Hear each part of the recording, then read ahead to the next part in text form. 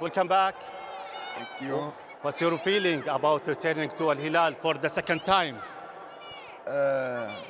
مساء خير. مساء النور.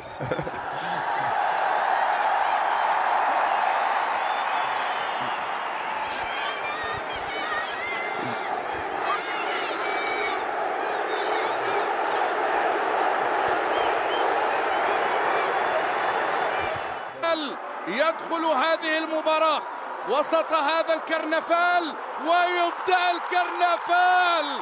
نعم، لقد بدأ الكرنفال عن طريق سيرخي ميلكونوفيتش سافيتش. حضروا وتقدموا. الانطلاقة كانت في الجهة اليمنى، سعود يرسلها باتجاه سافيتش. ينجح الصربي بكسب قلوب العشاق الزرق من الوهلة الأولى، وبهذه الراسية في شباك عبد الرحمن كميل.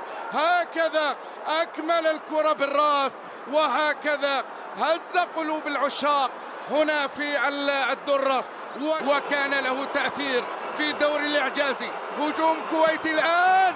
الله الله، هدف جميل، وهدف لا يسجله إلا الدولي التونسي الكبير جدا طه ياسين الخنيسي، هداف الدوري الكويتي. المبين الخنيسي تحرك وبسرعة هائلة جدا يرد على هدف سافيتش ويقول أنا هداف الدوري الكويتي.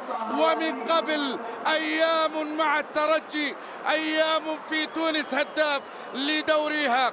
بقدم اليسرى أضرب الكرة وتضرب في العارضة وتهز شباك المعيوف.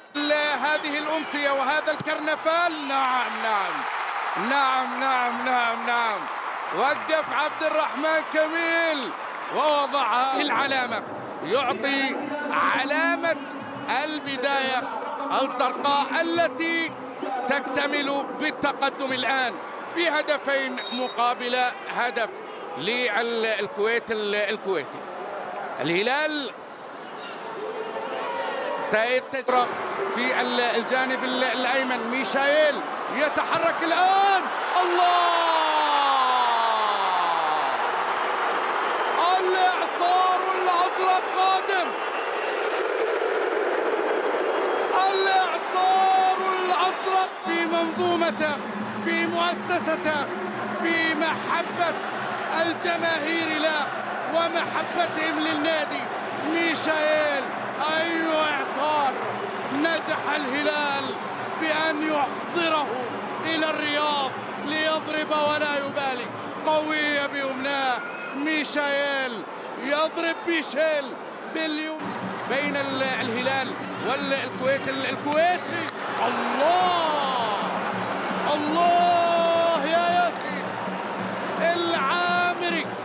حلوة كمان، شوف الكرة اللي وصلت بعد ذلك عند ياسين عامري ليرى المرمى من زاوية واضحة بالنسبة له دون رقابة. تأخر في العودة، والكرة اللي قفاز المعيوف لمسها لكنها فضلت أن تكون في الشباك. في التسجيل في وولفسبورغ، والآن يتقدم.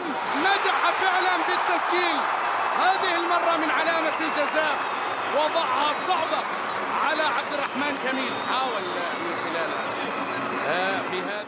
بقوة. هذه التمريرة كانت رائعة من سافيتش. الانطلاقة لسعود، وبعد ذلك روبن نيفيز البرتغالي يوقع على أهداف المساء الأربعة الزرقاء.